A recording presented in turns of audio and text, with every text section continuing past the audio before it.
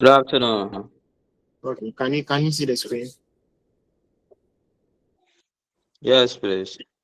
And can you hear my voice also? Yeah, I can also hear your voice. Okay. So I'll be taking you through the taxation, the ACCA 305, also EMG 305 to group of people.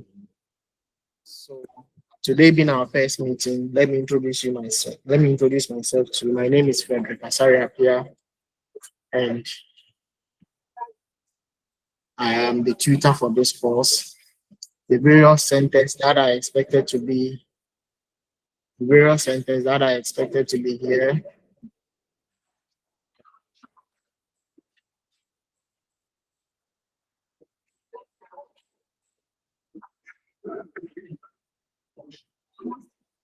The various centers that are expected to be here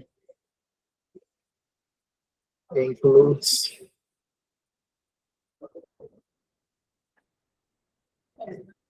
we have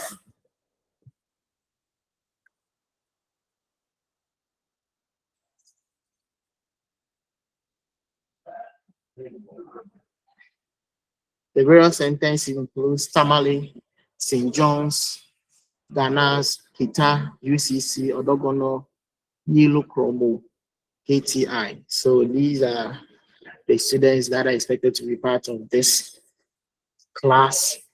The other centers, if I didn't mention your center, it means you have to join Mr. Emmanuel Kwame before on the other link.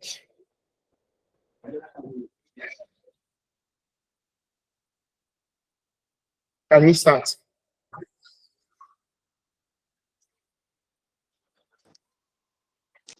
Sir, Hello? please. Hello. Yes.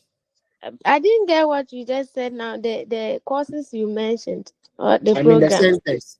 the And centers that are expected to be here includes Tamale Business School, St. John's, Danas, Kita, UCC, Odogono, Yilo, and KTI. so why is not part? They Why are you told supposed us to? to join a Tamale for our lecture. Oh, That's then you what they can join told us. me. Then, fine. So it's Tamale or WAF.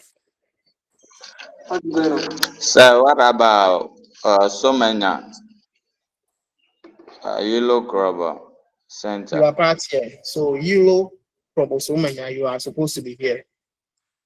Okay. Be an accounting student. Yes, sir. Yes, sir. So you are here. Any other question, please?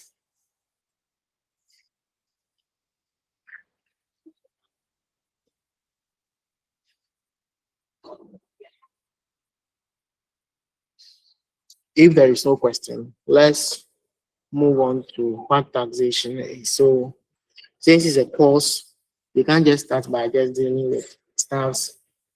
You have to understand the course, what you are doing, how it came about, what you are expected from you, and what it entails. So taxation. So today being the first day or the first 2 hours for the course, we look at the definition of taxation, we look at the history of taxation, we look at the rule of taxation, we look at the tax implications of business, we look at the principles of taxation, then we look at the differences between the direct and the indirect taxes, we look at the sources of income subjected to tax in Ghana, we look at the income exempt from tax in Ghana, then in case there is still time. So we are expected to finish at maybe direct and indirect tax. But if we finish and there is still time, we look at the sources of income subjected to tax in Ghana. Then we look at the income exempt from tax in Ghana. So these are things that we are expecting to do today. Without wasting much time, let's know what tax is about. Anyone who can tell me what taxation is about. What is taxation in your own words? Anyone?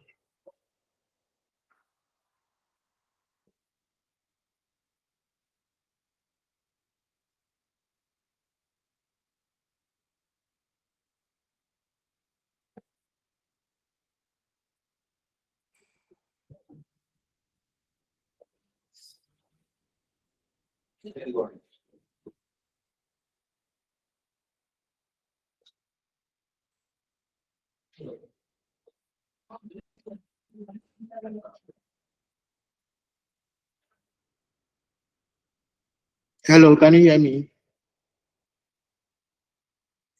Hello. Yes, sir. So what is taxation?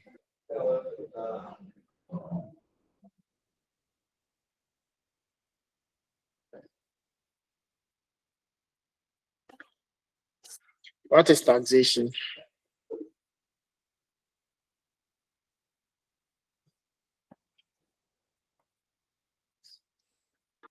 So, Hello. from my own Yeah, you can tell me understanding, what. so taxation basically means the government taking money from the citizens without the citizen benefiting directly from the money taken from them by the government. Please, any other?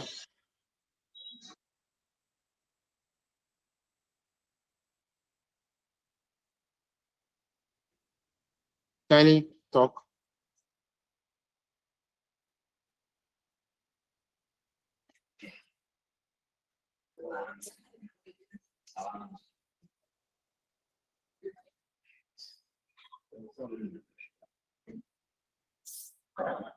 Asa, your hand is raised, so you can tell me what you have.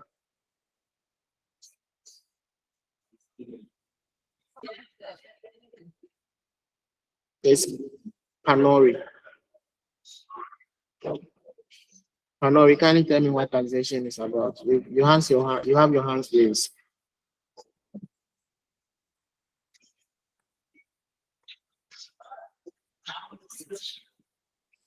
Okay.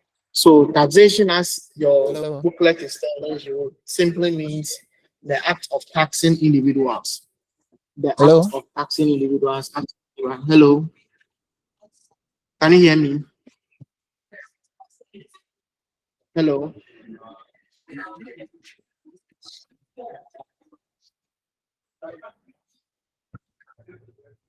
Can you hear me?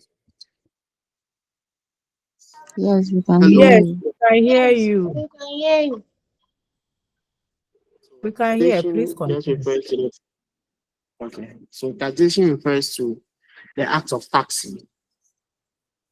The government usually takes money from these people, from industries, from individuals, and call them as tax.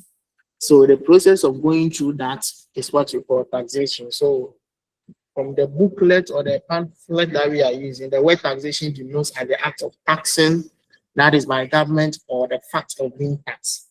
Another definition is also known as the collection of all taxes in operations in an economy, and the rules to these taxes is called the tax system. So we will learn various aspects of taxation throughout this course. But before we go through those taxes, we have to know the history of taxation, how it started and where we have gotten to. So from the history of taxation, it goes back to Roman times. So in the Bible, we realize that they asked Jesus Christ that whether they should continue to pay taxes to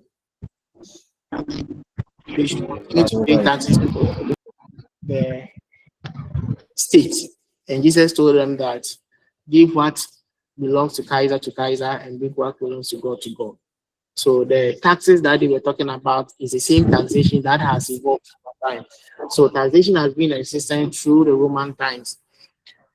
So Lima and Hancock in 2001, they reported that all revenue required by the Roman Empire, including the cost of military operations, was requisitioned from the people who lived in the territories which had been occupied by the Romans. So they were going around to collect taxes from all people who lived within the territory of the military, and such forms were considered as taxes. So that was how taxes came into being.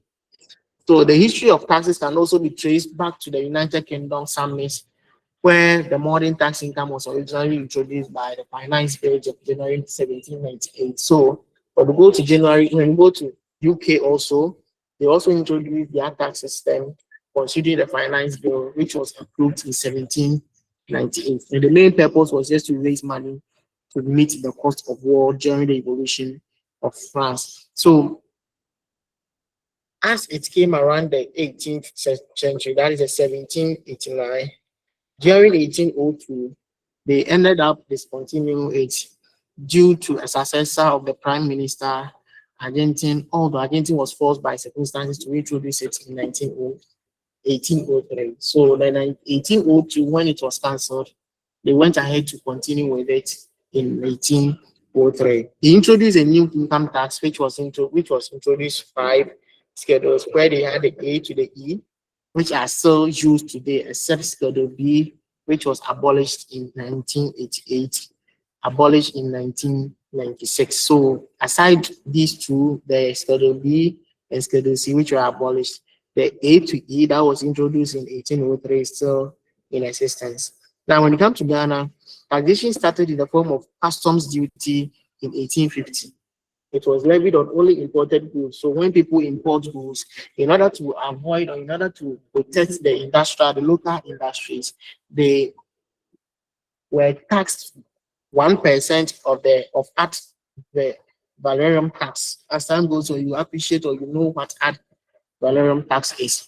This was administered by the principal collector stationed at Cape Coast Castle. You realize that during the 1850s, when Ghana was Gold Coast, everything that was coming into the country were passing through the Cape Coast Castle.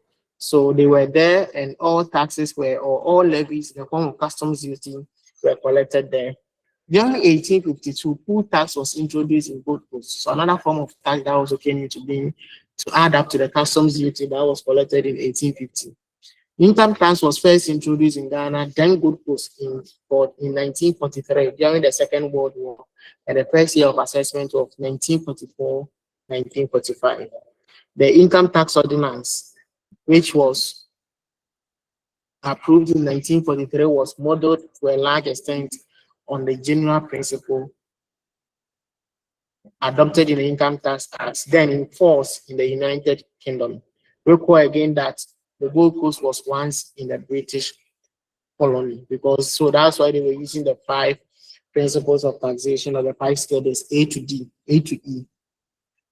It adopted what may technically be called the source jurisdictions. That is, it imposed tax generally on income having its source in Ghana, so that foreign sources of income are not liable until remitted to Ghana. So what this point is saying is that anytime you generate money from Ghana, you are being expected to pay tax on it. But when you are a Ghanaian and you get money or you earn money outside Ghana, we are not going to tax money. We are not going to charge any tax on the money unless you bring the money into Ghana. So, for instance, if you are a player in Ghana and you play for maybe Liverpool, if you're a player in Ghana, you play for Liverpool. When you go to Liverpool and you play a football game. If you play a football game, the money that you are expected to receive, or the amount that you receive there, will not be taxed by Ghana. We only tax that money when you bring it into Ghana to spend it. That is the amount that you remit into the country. So initially, that was what they considered as a source jurisdiction. And also, in order to ensure fair measure of equitability in the tax system, the 1943 ordinance provided rather generously a multitude of personal reliefs or deductions. So in order for the taxpayers to also enjoy, the government realized that it will not be fair, or the then government decided that it will not be fair to be taking taxes on everybody without giving them a form of relief. So they started introducing form of relief. That is, you are going to enjoy some form of tax reliefs if you have these tax. As time goes on, you appreciate some of these reliefs. So where they realize that someone having children and having wives, the responsibility is going to be too high. Then why don't we give them responsibility relief that will take care of the wife and the children?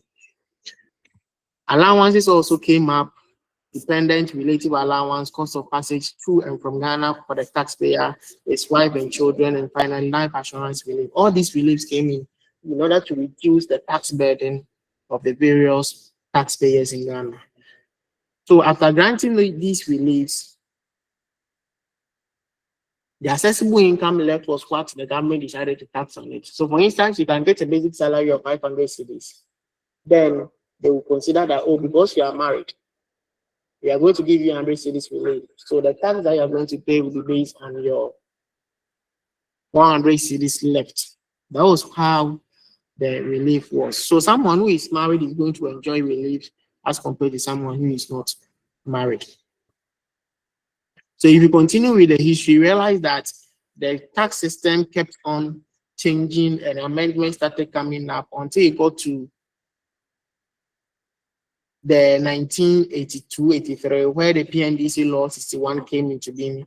And they said that between July 1961 and December 1982, once employees paid tax on current year basis, persons who were engaged in self-employment were subject to the same personal income tax under the Income Tax Amendment Law.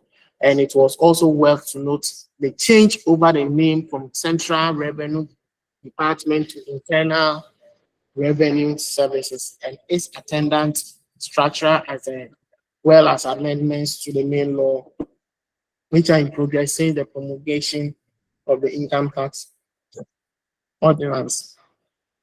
So that is how the tax system in Ghana has evolved over the year. The current edition of income tax is the Internal Revenue Act 2000, that is the Act 592.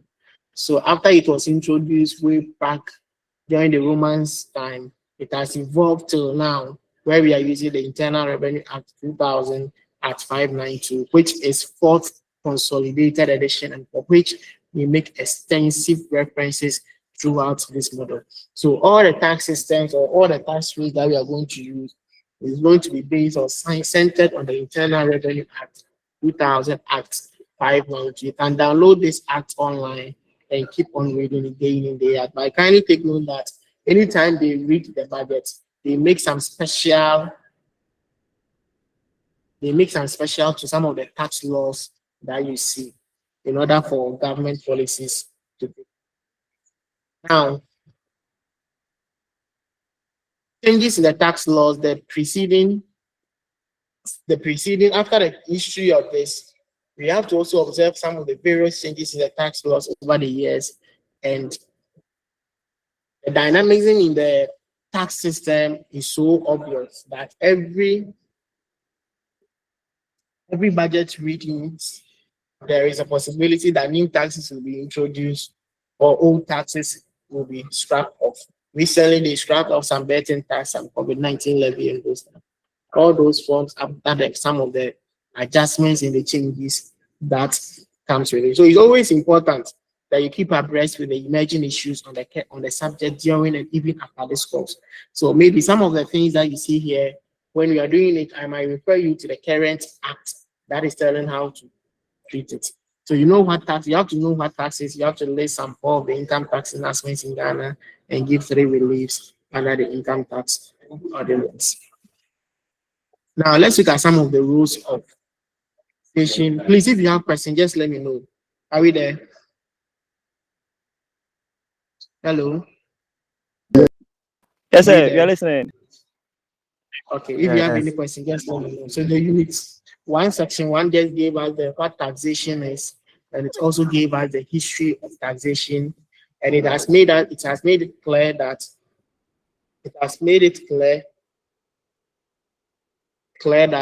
as long as the tax system continues to be in operation, day in and day out, there are amendments that it comes with it, especially during budget reading. So you must always get ourselves abreast with the current state of these tax systems. Now let's look at the section 2 of the unit 1, which talks about the rules of taxation in the economy of Ghana. The rules of taxation in the economy of Ghana. When you go to exam, so when they ask you for the rules, you are expected to state these as the rules. So the first rule is that taxation, the rule of taxation, the main reason why we do taxation is to raise revenue to finance. The government uses it to raise revenue to finance its expenditure, for example, in health, education, and roads. If the government wants to build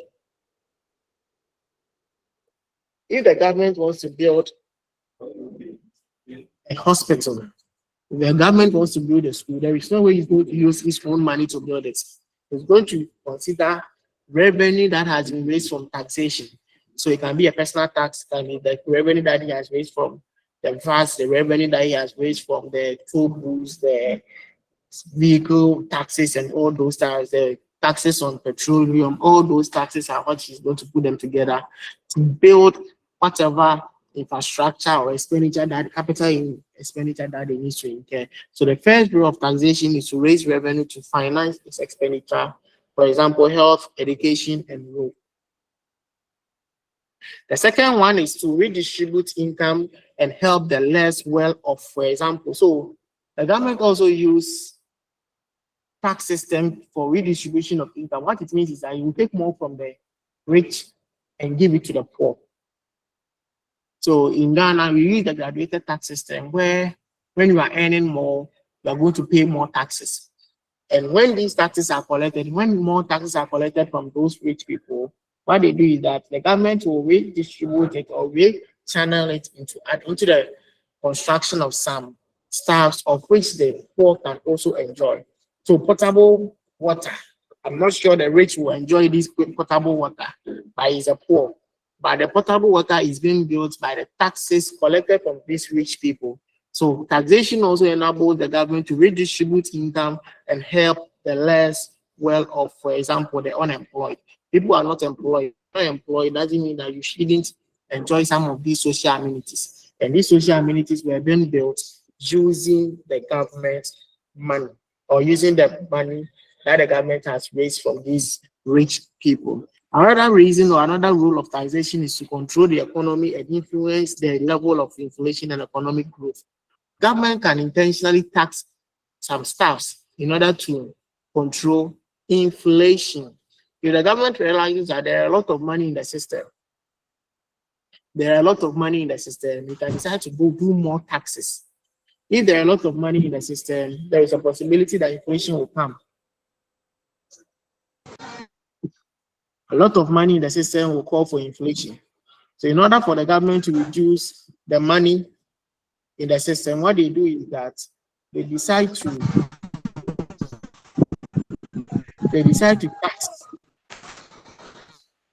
take more taxes from there so that the money in the system will be reduced. And in doing this, they do that one in the form of taxation. So the third rule of taxation is to control the economy, influence the level of inflation and economic growth.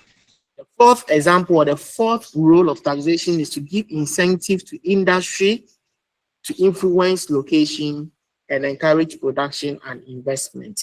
So if the government wants local industry to excel, what they do is that they try to put huge taxes and custom duties on products imported into the country that are going to compete with the local industry. So for instance, we have local rice, we have foreign rice. When these foreign rice are coming in to compete with these local rice, the government can decide to put in huge taxes on the foreign rices so that the local industries can be protected and can be encouraged to do more production and investment. Then the final rule of taxation is that it controls the import of certain goods, either for balance of payment or other reasons. The government can also decide to control the consumption or the importation of some goods when he realizes that goods in the country are enough or those goods coming in are toxic for the lifestyle or for the economy as a whole. So what they do is that they will put on more charges or more taxes on these imported goods. And so when the charges are high or huge, people will not even think of importing them into the country. So this will give way for the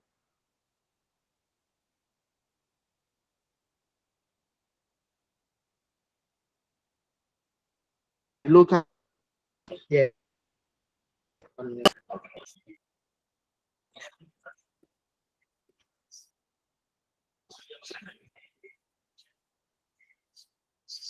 So they can put on these taxes on.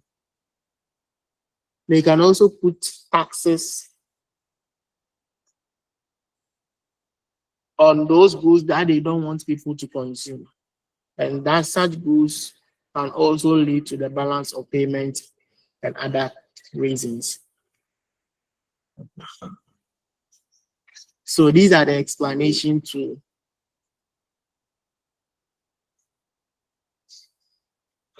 the points, the rules of taxation. Another point is to avoid dumping, that is preventing other stuffs to come in. Those stuffs that we don't want, we add more taxes to it. So for instance, when you are importing cars into the country, cars that were manufactured before 2010, you realize that the duties on it is very huge as compared to cars that were imported currently or maybe after 2025 or after 2020. It's because they realize that old cars, when they come into the system, it makes sustainability issues or it's not able to cope well with the environment. It might end up implementing as so. The government can impose huge taxes on those old cars before they get into the country so that it won't encourage people to bring such cars or such vehicle into the country. Any questions so far?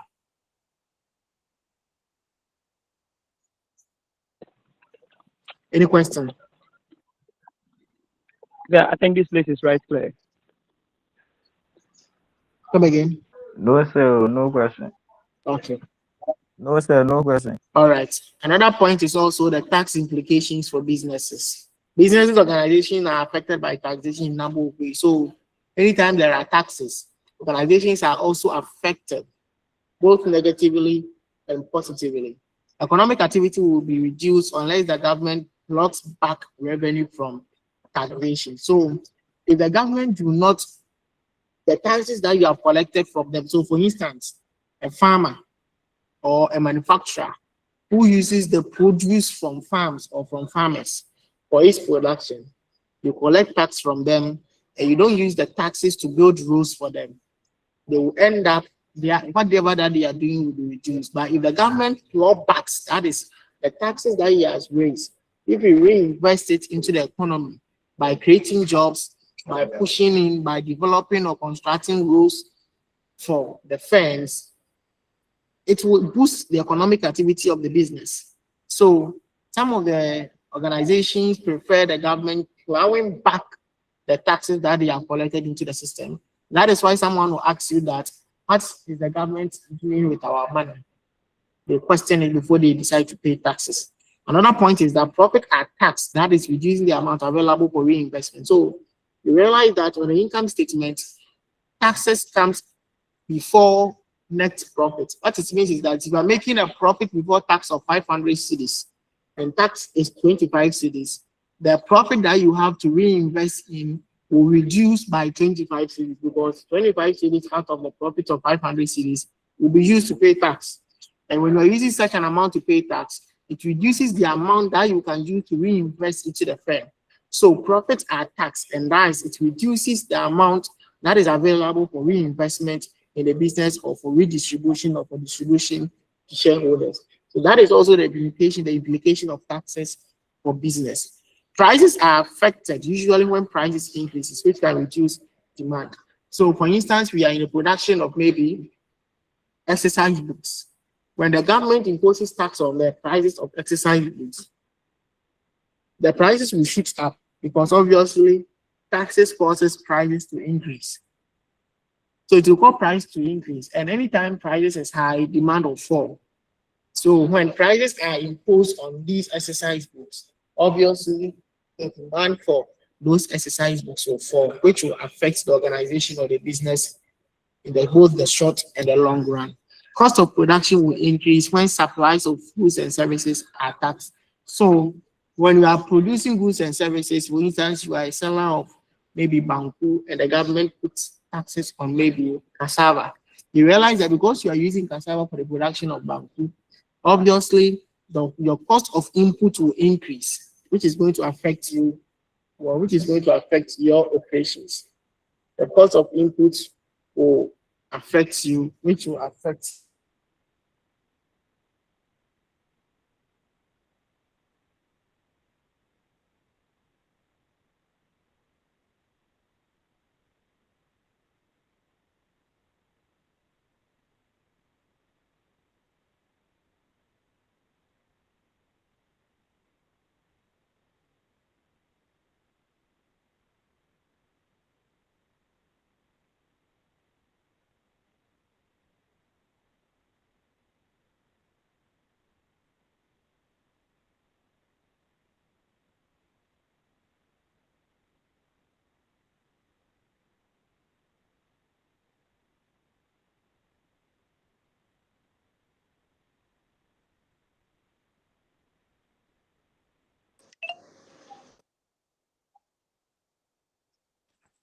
Hello, sir.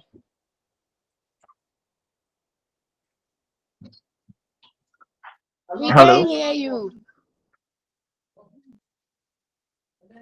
Ah, he has left. Oh.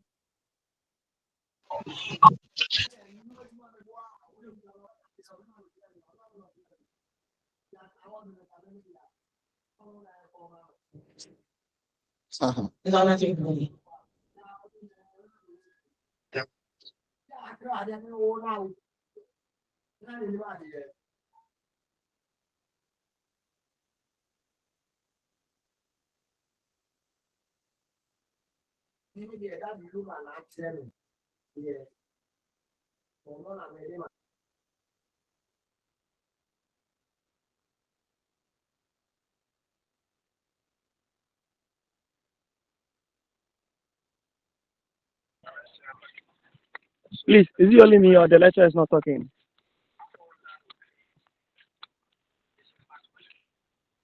It seems the lecturer has lost.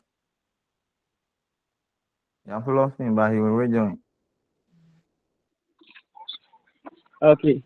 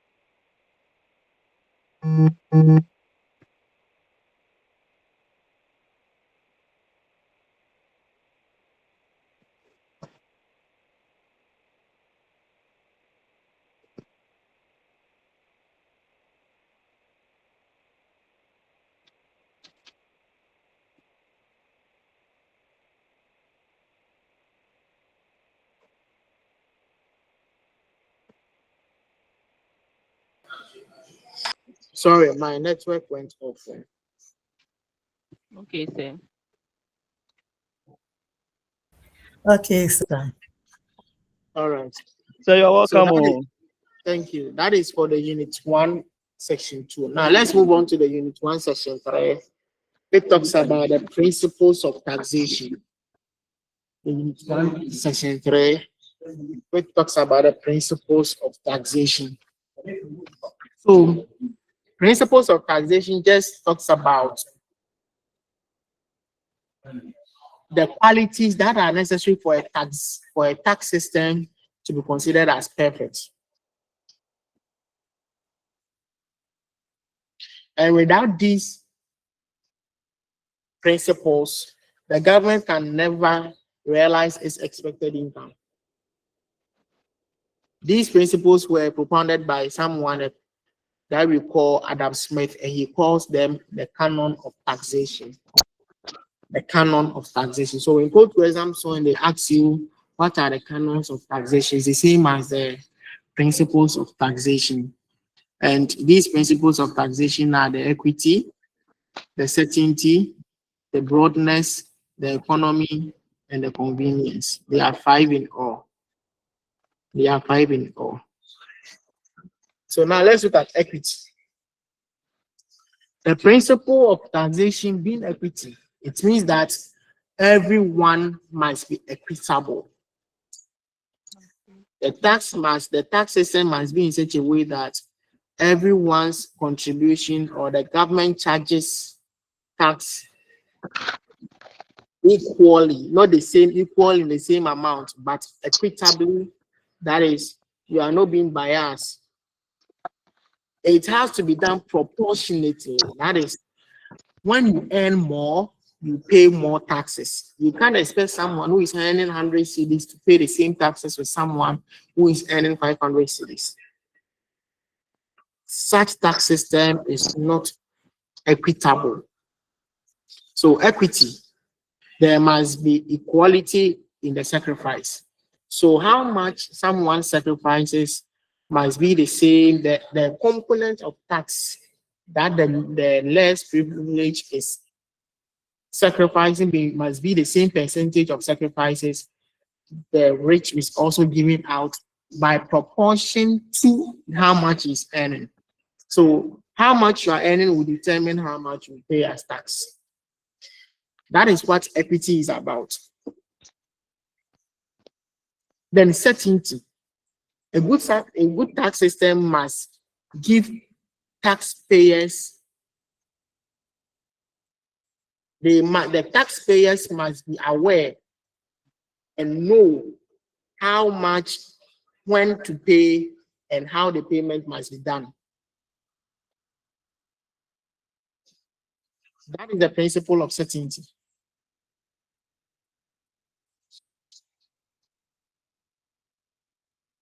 This principle,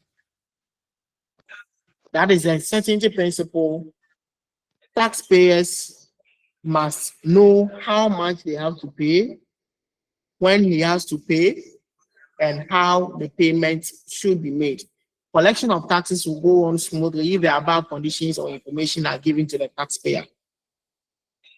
So the tax system cannot be certain if you yourself, you don't know how much you have to pay, if you don't know when you have to pay, and if you don't know where or how you have to pay. These are the three conditions for tax to satisfy the canon or the principle of certainty: when to pay, how much to pay, and how to pay. Now, another one is the broadness or the wideness. This principle argues that tax system should cover those entire populace who are capable to pay. You can't design a tax system where only few people are paying. You must enjoy the tax, prepare a tax in such a way that a lot of people who are capable of paying should pay. That is why it was based on this principle that they introduced the e-levy. They realized that anyone who can send 100 cedis is viable or has the strength to pay a 1% levy as electronic levy. That was the main principle that they used as the basis to introduce such levy, so that a lot of people in a tax bracket or in the system can pay the taxes. Then economy. A tax system is good if the cost of collecting the tax is lower than the total revenue collected. So economy simply means that how much you invest in collecting the tax is always lesser than how much you invest in paying the tax. But tax is the economy of a tax is if the cost of collection of tax is lower than the total revenue. That is, the cost of collection and administration should be smaller in relation to the total revenue. So you can't pay people 100 cedis to go and collect tax of 20 cedis. The tax system is not an economic one. Then the final one is the convenience. This means that there should not be any obstacle in the way of the taxpayers. What do I know accounting? Taxation. So if they are going to pay tax, there shouldn't be any obstacle in the way.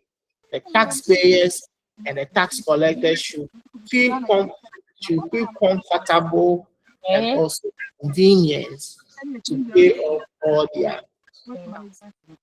Those who are going to collect the tax should not feel any threat, any inconvenience when they decide to go and collect their taxes. So these are the main principles of taxation. We have the equity, we have the certainty, we have the convenience, we have the economy. Any question? Any question? Any question? Please, those who are talking behind, please. Any question?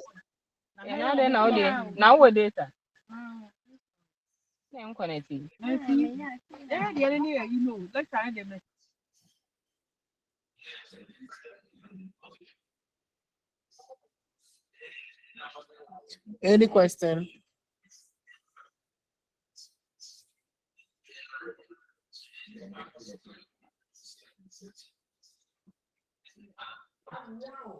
All right, let's look at other principles of taxation. Another principles of taxation apart from the canons of taxation promulgated by Adam Smith, the following and other principles of taxation were: a good tax system should be simple to enforce. We can't introduce a tax system that it will take too much energy for us to enforce it.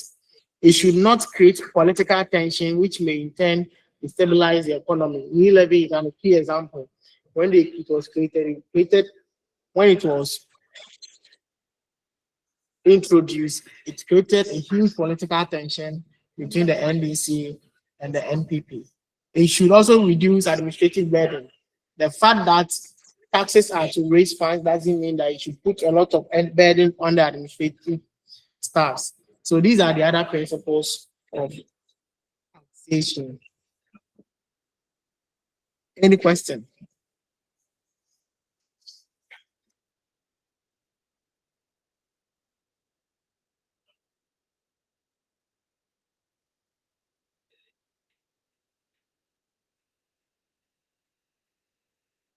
Any question? No, sir. Yes, please.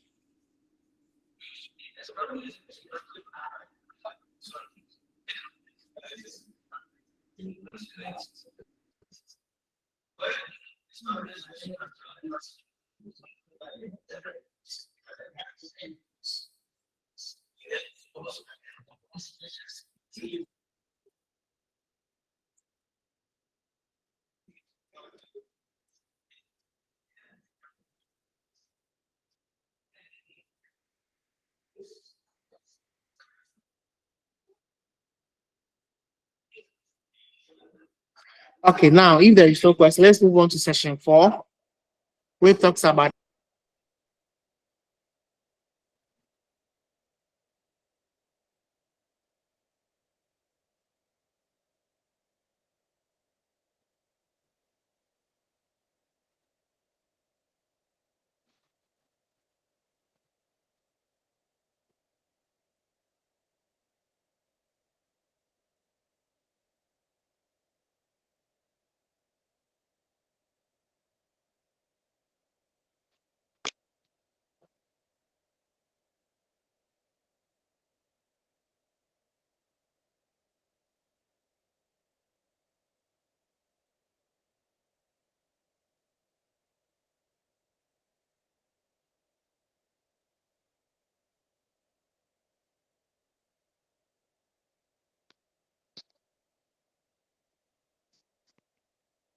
Please, we can't hear you.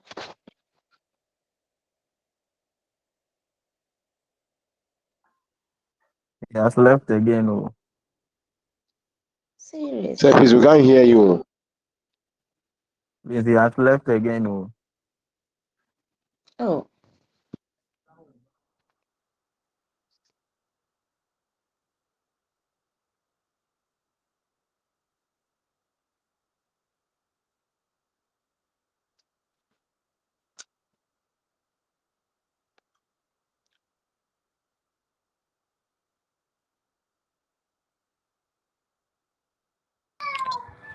Hey, so you guys, do you think this online thing is going to help?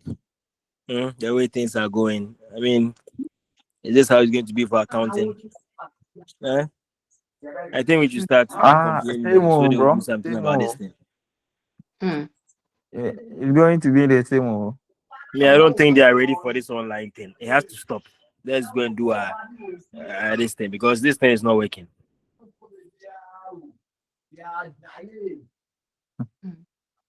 Whether you like it or not, you do it like this. Because yeah, end of semester.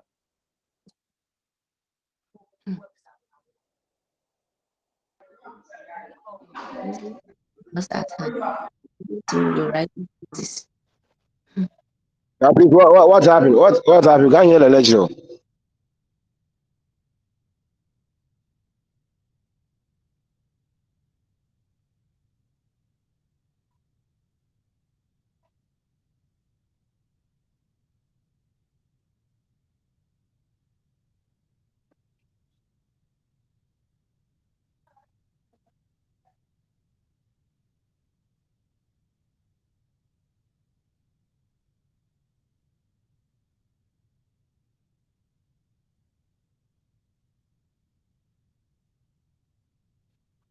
Mm.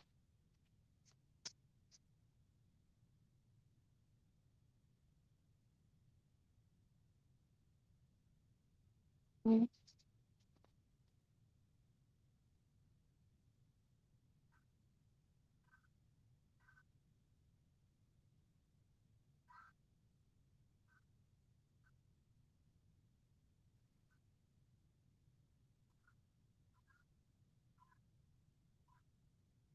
Sir, please, we can't hear you.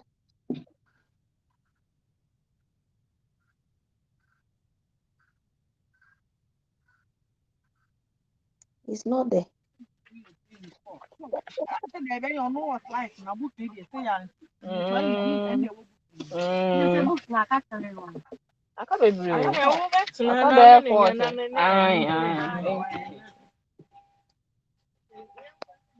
Mm.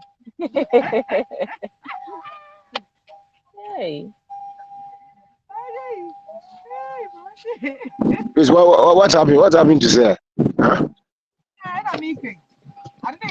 I think maybe he's gone off again. The network.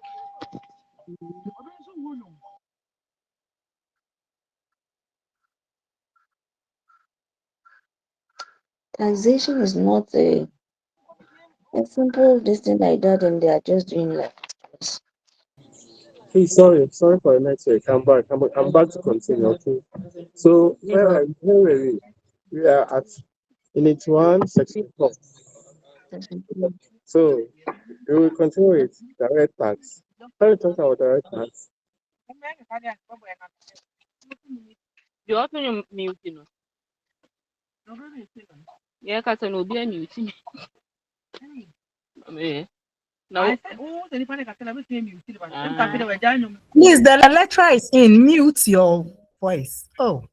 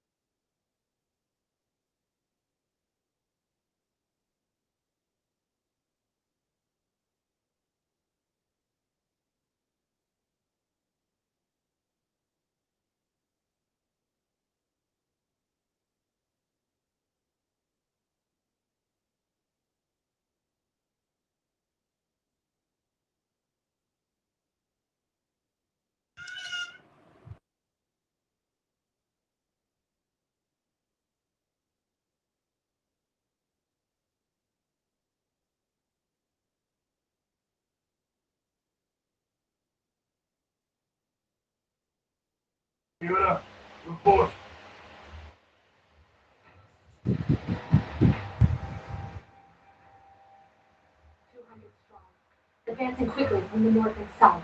Excellent. Attack! Formation! That won't be necessary. Alderman? hello guys, please, we seem to are just wasting our network. Okay, someone needs to talk to us.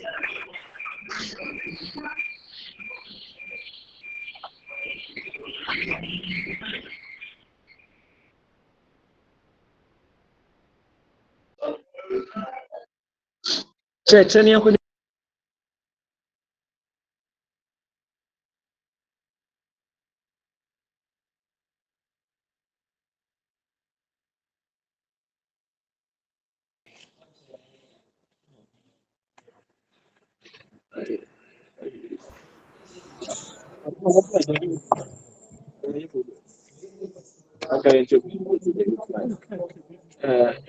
now we are in session 4. Yes.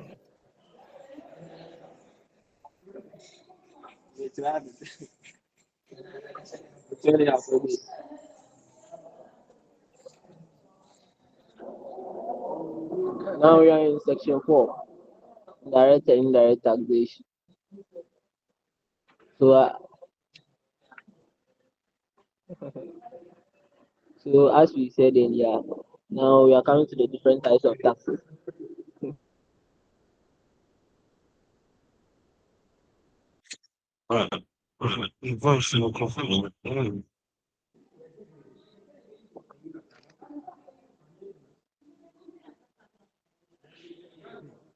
We have the two types of tax. We have the direct tax and indirect tax. So first of all, we are starting with the direct taxes.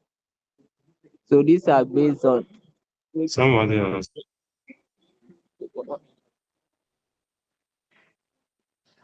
direct taxes. These are based on either income or wealth of the taxpayer. They are paid directly to the government as a result of income earned or wealth owned. They are levied on persons and companies and is borne by the person earning the income. Direct taxes are collected by internal revenue service. So when I talk about tax paying or direct tax, when I talk about direct tax, they are the tax that they deduct from. Please, to be clear, are you the lecturer? Now we are continuing from where the lecture ended.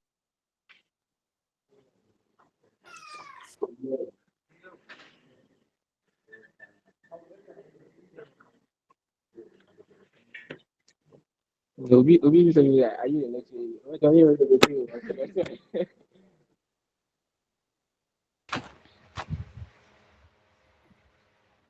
Master, you people let us talk about this thing. Oh. This thing is not helping. Don't let us keep quiet on this thing. This online thing has to stop. We have to, advocate. Yo.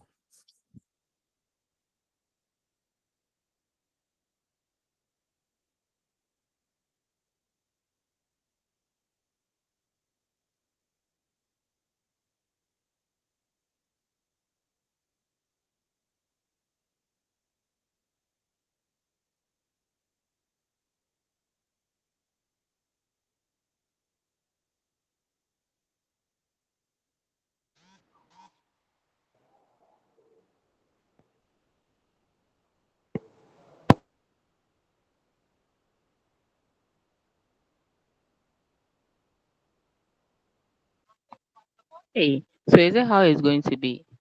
As in, he's going to be going off like this. Let's Hey, have patience, okay? He will come. Just relax. Everything will be fine. It's not about having patience. We have to stop this. This thing is not working. We have to talk. It has to be stopped. It can't be like this. It has to stop. We all have to come together and talk about this thing.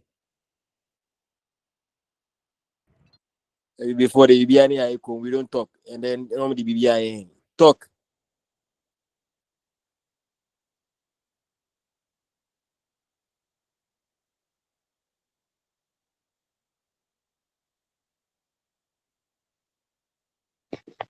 this is why face to face is the best. You see, because at least face to face, the person will come and then if he's going anywhere, he excuse himself. But this online thing, you just go off and that's it. You'll be seated there. Whether he will come or he won't come, you don't know. Then your bundle too is just wasting like that.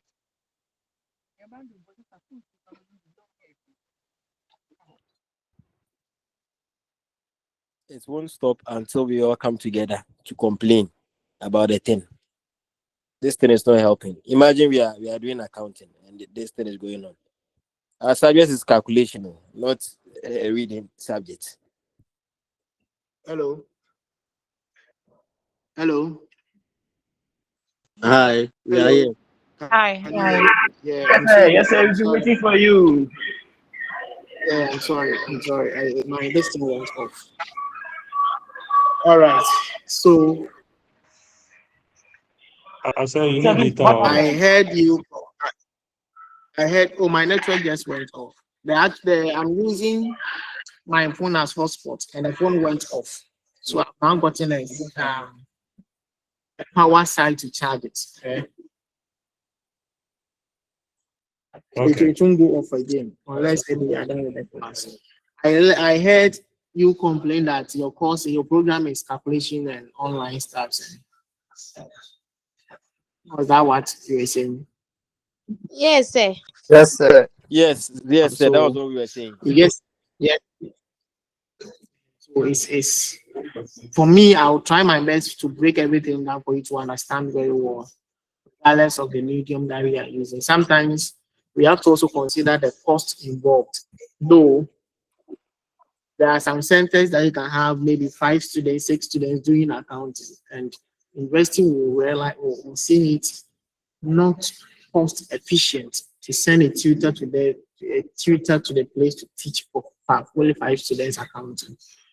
So I think this thing has come to stay. So we just have to try to embrace this change, and as time goes on, you try to find ways to make sure that everyone is not disadvantaged. We are all going to enjoy. Hello. Hello, sir. Yes, please. Hello, sir. Hello. I think it is understandable that some of the centers, their numbers are few, and the university is also considering the cost of sending a lecturer there. But say if it is like this, I think from the beginning we should be informed. But the university cannot take school fees from us with the agreement that we are going to have lectures at the centers that we are being given. Then after we come and they change it. Last semester, we were treating financial reporting, full calculation, everything online. This on and off like that. And the semester ended, we were found wanting writing the exams. And I don't think, if you know you cannot send a lecturer to the place where the number is few, why don't you inform them from the beginning? So that if they will take a decision, we should take the decision. But last year, financial reporting online, it didn't help me in particular. It didn't help me. It didn't help me. And I'm not. I don't think that center should be abandoned. I say.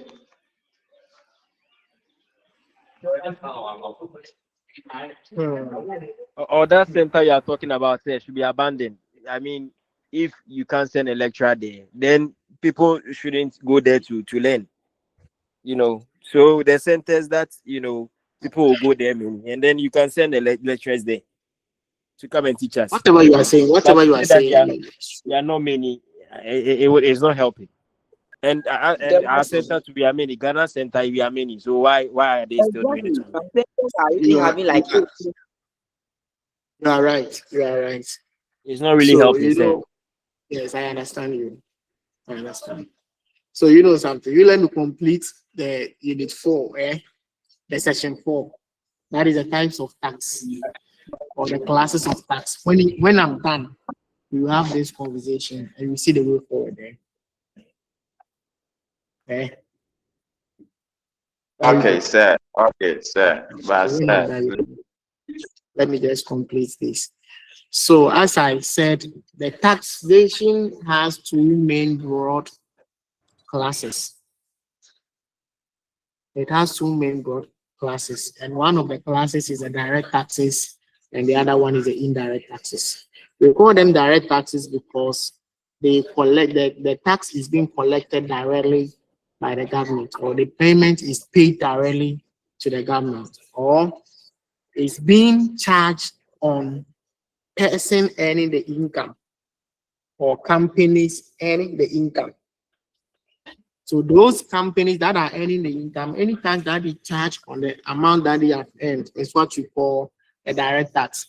Individuals earning income, that tax that you pay on the income that you've earned is what we call the direct tax. So for the purpose of this course, we have 5 main types of direct taxes, and this includes the pay as you earn, the payee, pay as you earn tax, and this tax is imposed on the income of workers. So anyone who is working in Ghana is expected to pay a tax on the income that he has earned. So the income that you charge, that you pay on the tax that you have earned is what you call the pay as you earn. It is often referred to as the payee system. It is mostly progressive. Progressive in the sense that those who are earning huge sums of money are expected to pay huge taxes. Those who are earning huge are expected to pay huge taxes. The next direct tax is the company tax, and this is a tax imposed on the profit of companies. Companies are allowed. So when companies make profit, the taxes that they pay on it, some pay 25% on it, some pay 35%, depending on the kind of operations that you are doing. Some pay 5% on the royalties that they earn and pay extra 25%. So all these taxes that you pay, because it's a revenue the company has earned, that is what you call the company tax. And this company tax, before they pay it, the tax authorities allow them to allow some expenses that are allowed. That is that they allow you to deduct from your revenue. And there are some expenses that businesses will deduct, but tax authorities do not allow them to deduct. Then the third direct tax is the capital gains tax. And this capital gains tax is a tax levied on increase in the value of an asset between the time of its purchase and its sale. So the capital gain tax is that profit that you get when you invest in a capital asset. So for instance, you buy an asset for 50 cedis. Then next year, the cost of the asset is now 60 cedis. When you sell it for 60 cedis, you realize that you've gotten a profit of 10 cedis. The 10 cedis on it is what you call the capital gain. And you're expected to pay a tax on the gain that you have gotten. That is the capital gain tax. So for instance, if someone bought an asset worth 15 million in 2000, and if during 2003, the asset is sold for 18 million, then the tax will be on only the 3 million. That is what the capital gain tax is about. Now, the gift tax is tax that you pay on the gifts that you have received. So when someone gives you tax, when someone gives you gift, you are expected by the tax laws to go and show the gift that you have received to the tax authorities, then you pay tax on it. So gift tax, this tax applies to transfer to personal wealth from one person to another. Some transfers are exempt, for example, those between husbands and wife. Others are, however, taxable and will attract applicable gift tax rate. When it comes to rent tax also, this is imposed on the incomes earned by landlords from the proceeds collected from the landed properties such as building and farms. So if your landlord when you pay taxes to your landlord, the landlord is expected to pay tax out of the income that he has received as rent. When they are paying tax from this income that they have received, they call it the rent tax. Now, it's always advisable or better that we know the merits and the demerits of the direct taxes. So advantage of direct tax is that because those who are earning more pays higher, it's considered as progressive tax. The more you earn, the higher you pay. And this is one of the advantages of the direct tax. It satisfies the equity of the principles of taxation. That is, it's progressive in nature. Direct tax are certain. That is, you know how much you are earning. You know how much you are paying. And you know when and where you have to pay. That is another merit or advantage of direct taxes. They are certain. Another advantage is that the incident of direct tax is easier to determine than that of indirect tax. Incident is the person who finally bears the tax. So if incident is the final person who bears the tax, then the direct tax, the definition I said is individuals who have earned income are those who are going to pay the tax. It means that we getting those who are paying the tax is easy. Getting the incident of taxes is easy because we know that this person earned the money and he's going to pay the tax. Then the cost of allocation is comparatively low, especially as much of the tax is deductible or deducted as source. We don't actually need a lot of things to put in place to collect direct tax because the taxes are usually collected as source. When your salary is being paid, the government takes the tax out before it's even the net balance is being deducted or delivered into your account. So the deduction is done as source. So we don't really spend much time or spend much money in collecting the tax. The direct tax also enables the states to reach those nationals who derive their income from the home country by leave for large part of their year in another country. So these are some of the advantages of direct taxes. The disadvantage is that direct taxes reduce disposable income. As I said, we deduct taxes from the income that you earn. So when we charge taxes and we reduce it from the income that you've earned, disposable income is where the tax is deducted, or when taxes is deducted from the income that you've earned. So anytime direct taxes are imposed, your disposable income reduces, and sometimes to lead to wage agitation. Now, a high income tax can also be disincentive to airports and enterprise, especially in the case of overtime payments. So if they realize that most of their salaries since it's progressive in nature, they realize that as I am earning more, the government will take more from me, then it will be in the form of this incentive.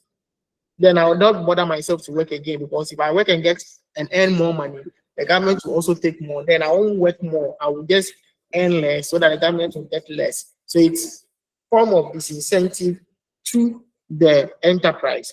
Evasion of direct taxes tends to be easy because collusion between taxpayers and tax collectors. So sometimes people can decide not to pay tax at all, though it's deducted from source, but the employers can decide to do their own, collide with some of these tax authorities, and decide to forego or bypass the tax and enjoy. So evasion of tax, direct tax is easy, and also assessment of direct taxes is difficult due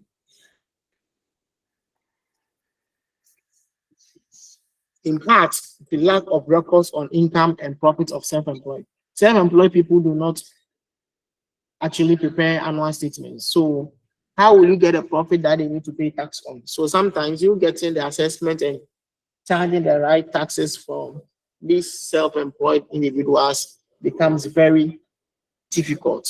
The indirect taxes, these are taxes imposed on expenditure of goods and services and are paid only when such goods and yes, please. Sorry for interrupting. I lifted up my hand, but you didn't see it. Oh, sorry. When we're talking about the merits of direct tax, the last point, direct tax enables the state to reach those nationals who derive their income from their home country but live for a large part of the year in another country. So can you go so if someone is a Ghanaian and he is staying outside Ghana, if he earns the money in Ghana, direct tax will take its tax from it. As soon as the tax is deducted, we don't care where he's going to send the money to. Okay, assuming there was no direct tax, they could have earned the money in Ghana and not spend it in Ghana, because you will say that you only pay tax when he's spending it in Ghana. Okay. I get the idea. So it enables the government to gather taxes for nationals, Ghanaians who earn money in Ghana by stay outside Ghana. Thank you. Yes, sir. So that is the advantage to them. Please, any other question? All right. So the indirect taxes also are taxes that is being imposed on goods and services and are paid only when such goods and services are bought or consumed. So the indirect taxes, unlike the direct tax, when it is paid when companies earn or individuals earn income, the indirect taxes is being paid on goods and services. You pay it when you buy the goods or you consume it. So for instance, if you go to a supermarket to go and buy maybe a bottled water, you are going to pay a tax component of that on the bottled water that you paid. As soon as you purchase it and you pay, the tax has been paid. So all taxes on expenditure of goods and services are considered as indirect tax. And indirect taxes are collected by the customs, excise, preventive service, and the value-added tax services. Indirect taxes may be specific, that is consisting of a fixed sum regardless of the value of goods. For example, 90 cedis per liter of petrol or ad valorem tax. That is a percentage of the value of goods, for which 12.5%. For example, 12.5%. The main indirect tax are the value added tax, import duty, and the export duties. So unlike the direct taxes where we had 6 or 5, the pay at the end, the capital gain, the company tax, the gift tax. Here we have only 3. That is the value added tax, and is a consumption of tax imposed on the expenditure incurred in buying goods and services. And usually it is leveraged, or it is levied at each stage of production and distribution of goods and services. The final tax is paid by the consumer. The person who consumes it is the final tax. That is, he is the incidence of the tax. The basic rate is 12.5%, but some items are exempt while others are 0 rated. So in the final section, the final unit, which is the chapter 6, we look at the VAT. You know that some items are 0 rated, that is, we rate it at 0%, and some items are tax exempt. We also find out the difference between the exempt items and 0 rated items under the value added tax system for face-to-face discussion. So when you are doing that, you realize that, as I explained to you, there are some items that we do not tax them at all. They are tax exempt. And we have items that are tax inclusive. However, the tax rate on it is 0%. So VAT is a tax which is paid by a producer or a service provider in a portion or proportion to the amount by which the value of his output exceeds the value of his input. That is a percentage of the value which he himself has added to the product. So if you buy something at one stage and you add a value to it, the tax that we paid on the value percentage that you are talking about is what we call the VAT. So the tax that you pay on the additional listing that you have added to the product is what you call the value added tax. So it's a tax which is imposed on the value added to the goods and the services at each stage in the production and the distribution line. That is, it covers at each stage of production, including wholesales and retail stores. Please, any question?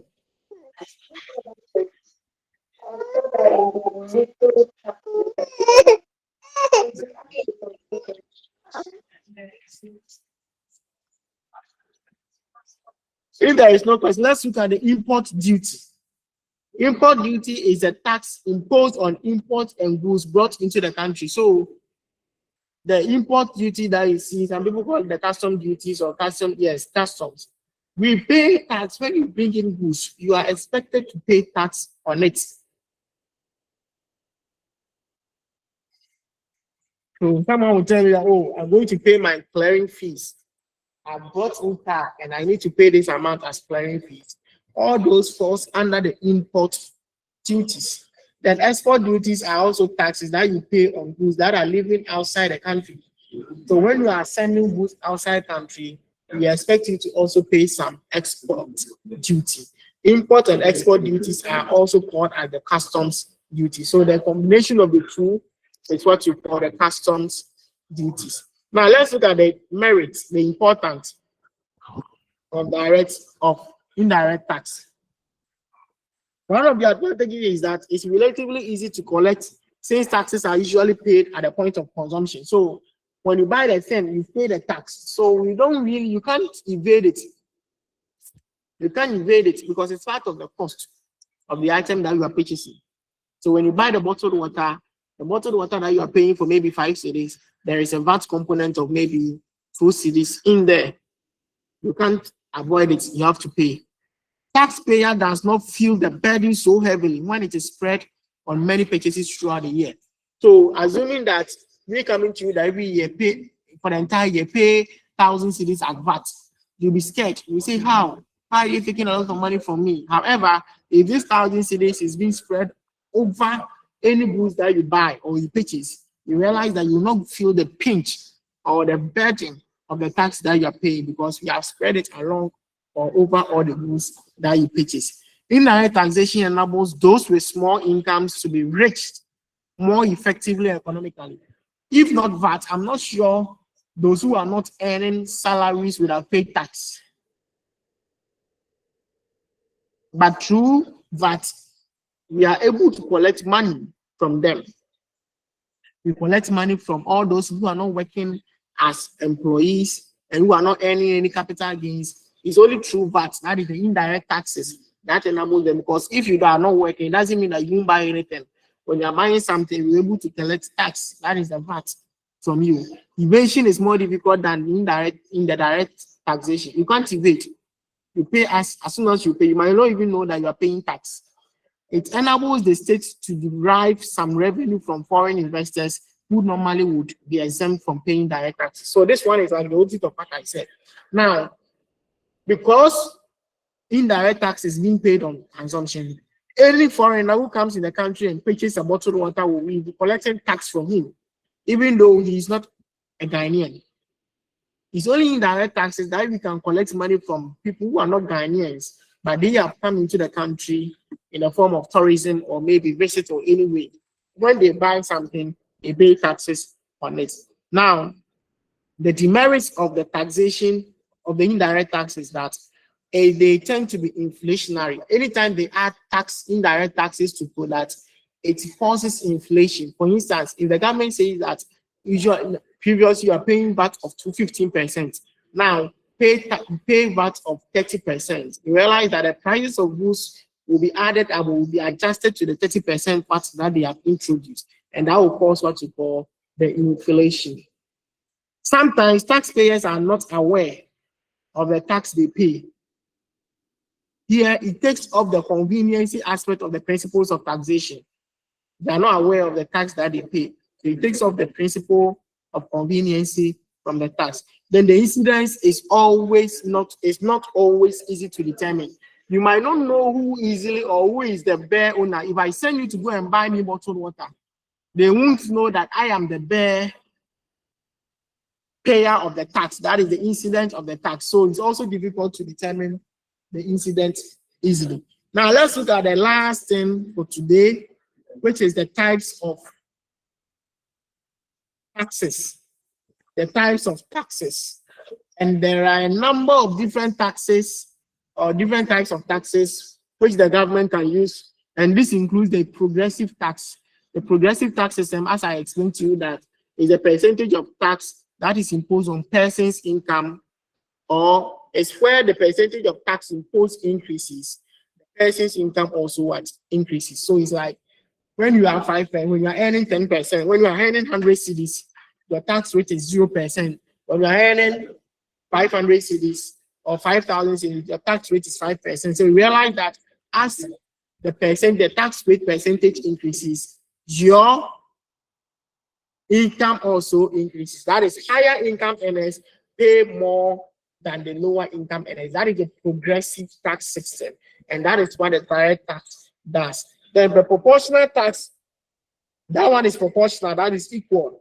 In a proportional tax system, same percentage of tax is applied to all taxpayers, irrespective of the tax, irrespective of the size of income. For instance, 10% tax rate will apply to both low and high income earners. Under this system, the high income earners pays more than the low income earners, and the latter feels the pinch more than the former, and is proportional to the level of the income. So here, what they are trying to explain is that if I say that whether you are earning 1,000 cedis or 500 cedis, pay 10% as tax rate, even though the person earning 1,000 cedis, 10% of 1,000 cedis is 100, he's paying huge tax as compared to the person earning 500 cedis who is paying 50 cedis. Though 50, 100. However, the person earning 500 cedis is paying 50 out of 500 cedis. If you have to calculate the percentage, you might get 10%, although, but you realize that the person who is earning 500 cedis and paying 50 cedis as tax is going to feel the pinch as compared to someone who is paying only 100 cedis out of 1,000 cedis. That is how proportional tax is. They are paying equal percentage. However, the person who is earning more who is earning less will feel the pinch as compared to the person who is earning more. The progressive tax system is the opposite of the progressive tax system.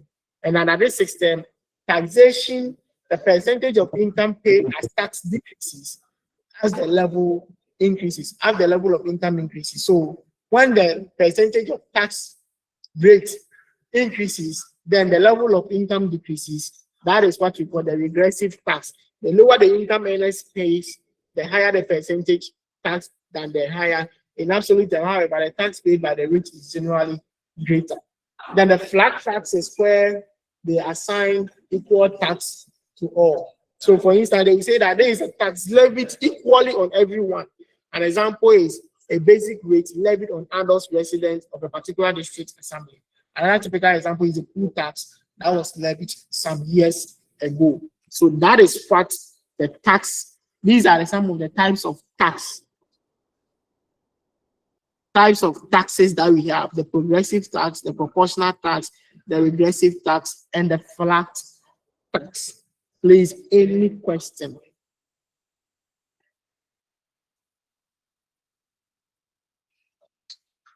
Hello, sir. Yes. Hello. Hello, sir. Yes, please. So the regressive tax. How is it like your tax rather regress when your income? It's a percentage. So it's not really practice, but you have to just know. Oh, it's not practice. So those who are earning 1,000 cedis will pay maybe 5%. Those who are earning 500 cedis will pay 10%. Oh, okay. But meanwhile, the person who is earning 1,000 cedis will end up paying huge tax rates as compared to the person who is earning, because the salary is huge. So any small percentage that you take from the salary will still be higher than someone who is earning less. Okay, sir. That is how the regressive is. Okay, sir. Thank you. Please, any other question? Yeah. Yes, sir. Yes, sir. Hello. Okay. My question is, so can I proceed? Yes, please. Can kindly proceed? Yeah. So on the value added tax, I want to know something here. Let's say I'm an enterprise and I purchase from the producer. Definitely, the producer will add some profit to the products and sell it to me. Yeah. When I'm also selling the product, which of the tax would I be charged? Would it be a value added tax or personal income tax? So the producer, before producing what you want there to pick, they added value to it. It can be packaging, it can be even the change in the location of the product. He didn't go to the farm to go and take the tomatoes. Someone went to the farm to take the tomatoes. So he has brought it from the location, he has changed the location, he has added value to it. So when you're going to the producer, you pay VAT on it. The producer will withhold it, then later pay it to the tax authorities. When you get it, when you get the goods, anyone who will come to you to buy it, also they will buy it in addition to tax or VAT. And this VAT that they are buying it for, you will also withhold it and go and pay it to your tax authorities. So the only people who are not going to withhold any tax are the consumers and those who are buying the final products. Is that getting the idea? Yeah, but sir, imagine like the producer has added value to the product and the producer has been charged VAT. Now I have purchased the goods and I'm also going to sell. David, I also add my profit to it. Yes, When I'm it. going to pay for the tax, am I going to pay for my separate tax or I'm going to benefit from the tax from the producer? No, the producer will not pay any tax direct to the GRA. You are going to collect the goods. You are going to collect the goods from the producer. So when they are selling the goods to you, they add the VAT component of it to the cost of the goods. So in other words, you are paying VAT to the producer. The VAT that you are paying to the producer is not for the producer. The producer will go and send it, will go and pay it to the tax authorities. Okay, so with You this, consider such VAT as input VAT. okay, Then, okay. when you sell the goods to the final consumer, they will also buy the goods in addition to a VAT. So the VAT that you are going to collect from the consumer is what you call the output VAT. So the only VAT that you will pay to the GRA is when the output VAT is more than the input VAT.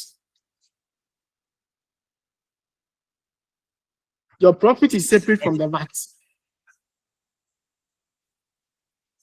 Are you getting the idea? Okay. Yeah. So what comes in with the personal income tax? The personal income tax is your own income that you've earned. Maybe you were working for someone, then they are paying you salary.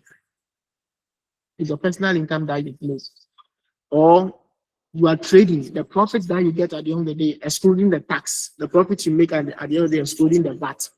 The profit you've made on it is what you are going to pay tax on. Okay. Then my last question. Let's take it that I'm a producer and I have my own factory. I produce my goods at my factory. If I'm selling the goods to another person or an enterprise, do I have to issue a VAT receipt to the enterprise? Yes. When you get to VAT, which is the last topic, you try to appreciate some of these tasks. So for you, you just have to know what the VAT is and what it entails. Okay, thank you. So you know the difference between the output VAT and the input VAT. Any other question? Hello, sir. Okay. Hello. Yeah, kindly talk, please. Please, what's the difference? Where are we going to put CIT? CIT, is it going to be, is it direct or indirect? The communication or CIT. why is it from? Are we going to put it under direct? Is it communication information tax? That is company income tax. Company income tax, I said, is under direct. I made mention here, company tax. Okay. Okay. Company tax. Thank you. Okay. It's direct because direct taxes are taxes paid on the income earned by an individual and a company. So is there any other question? Sir. Yes, please. Yes. So with the directors, you made mention of payee, if I'm right. Pay as you earn. Yes. And you also mentioned that it can easily be evaded, and I'm still finding it difficult to understand how it would be evaded because it's deducted directly from your salary even before it's paid. So if I'm paying you on a tabletop, you work for me and I pay you every month in an envelope, or the government sees us to take salary, we'll take the tax from it.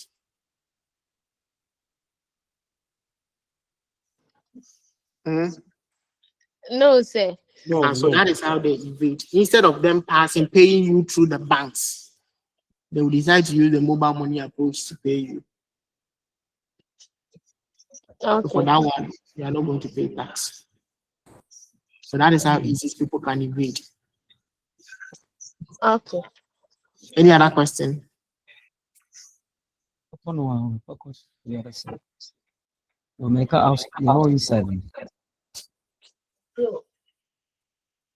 again. I'm charging.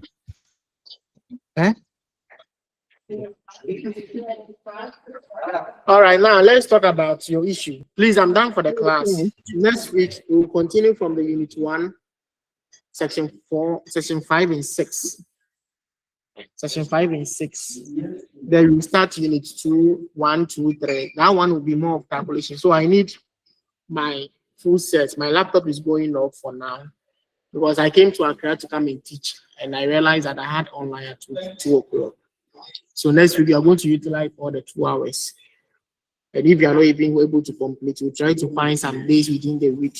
I want us to finish and solve every question that we need to know about taxation, so that during exams time, you will not find yourself wanting. I want you to appreciate the course and also try to understand every concept that it comes in your.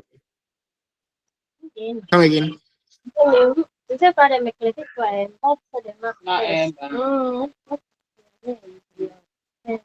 So with relation to the issues that you were raising concerning the online class, kindly just if there is issue, if hello.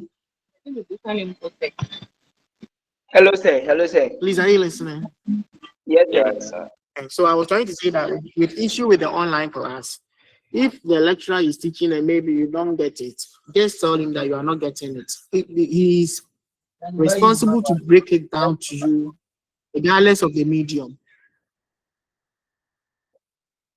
Sir, some of them Regardless of the that they medium. go back. So We have asked several times. Network is says the tutor should go back. He said he won't go back.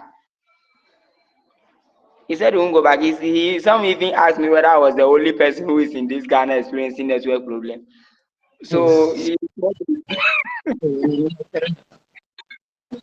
not a polite way to talk.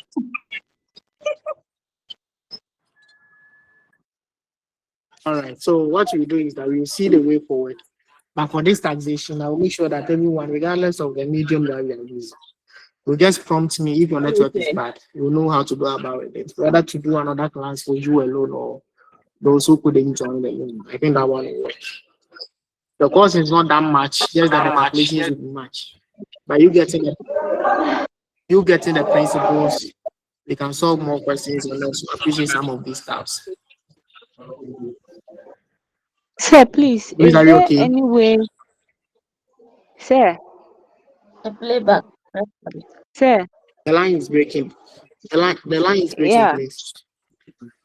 sir, please, is there any way a student can go back and then get the whole thing that you've explained, maybe online, or there might be a recording that can be posted somewhere, maybe on our platform or Like,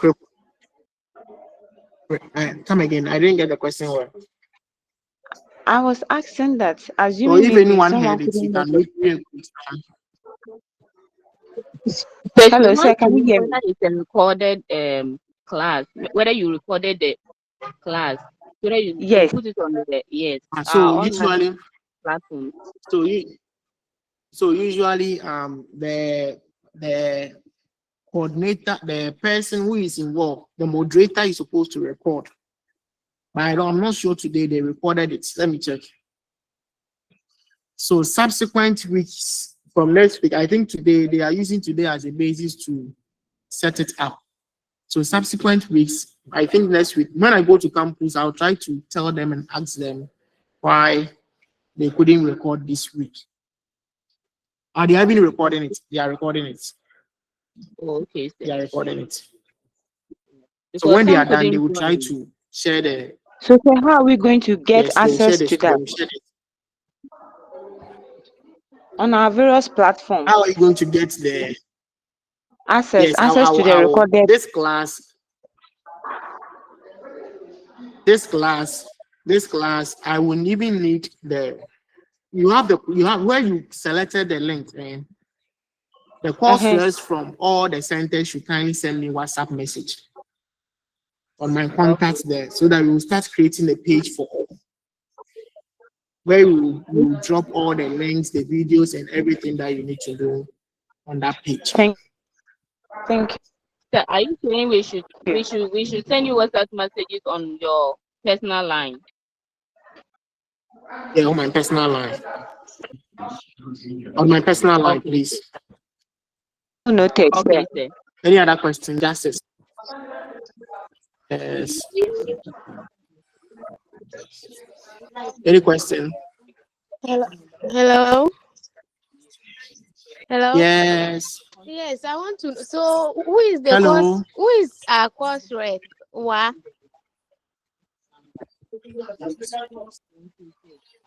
Is there I don't any? know for now. I'm now asking So the you group. can stand in. You can send me the message if you don't have the course rep. We are just creating a WhatsApp page for only taxation, this group, so that all information can be delivered there. Okay. Any other question?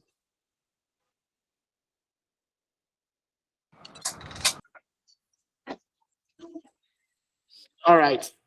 If there is no question, I think we can call it a day and meet you next week. Thank you for your time. Hello.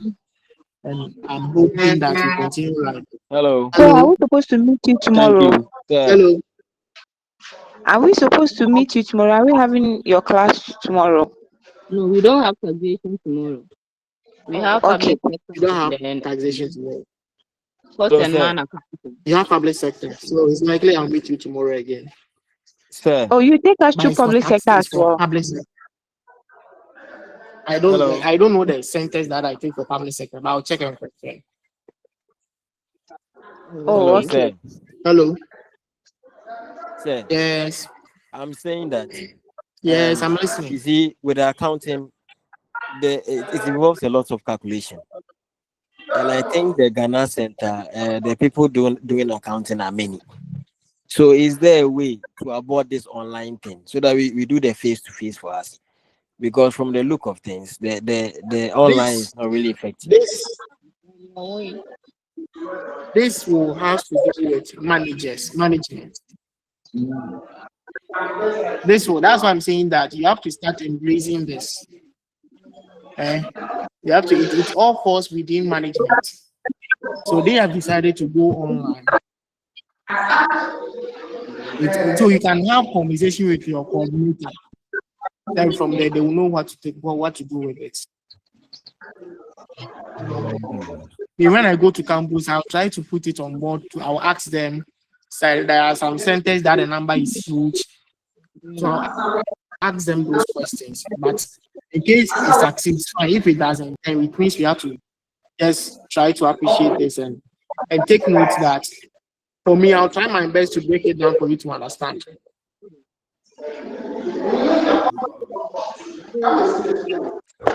I'll try my best for you to understand. So that no one will be at a disadvantage. Any other question, please? Please, the accounting students, I want to ask a question. Cost and management accounting, when do we have this class? Tomorrow morning, 7 to 8. Or is it 7 to 9? Yeah. Tomorrow hey, I don't have the link. 7 to 9. Where the distance is, the timetable is, the link is there. So it's part of this taxation. Yes. Okay. Where you got Okay. this particular one? Is there? It's written Sunday. Okay.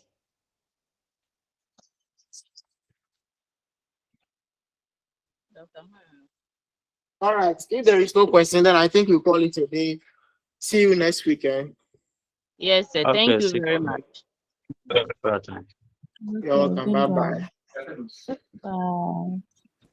Please, who is in Kasua?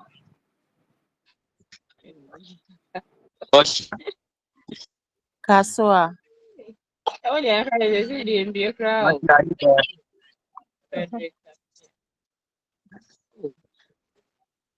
At least in town, Jenny name said,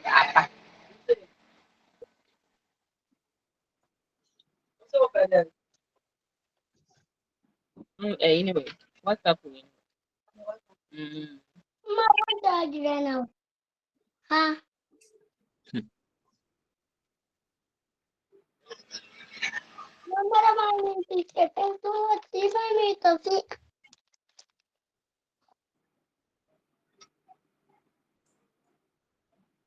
No, I need it. That's my.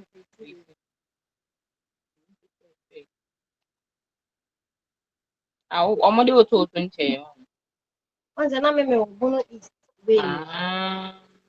Bísí ọ̀gbẹ́sẹ̀ náà mi ń gbé tí náà wọ́n ṣe. Maybe for a year, no more change when I had a level 3. Yes, it's here.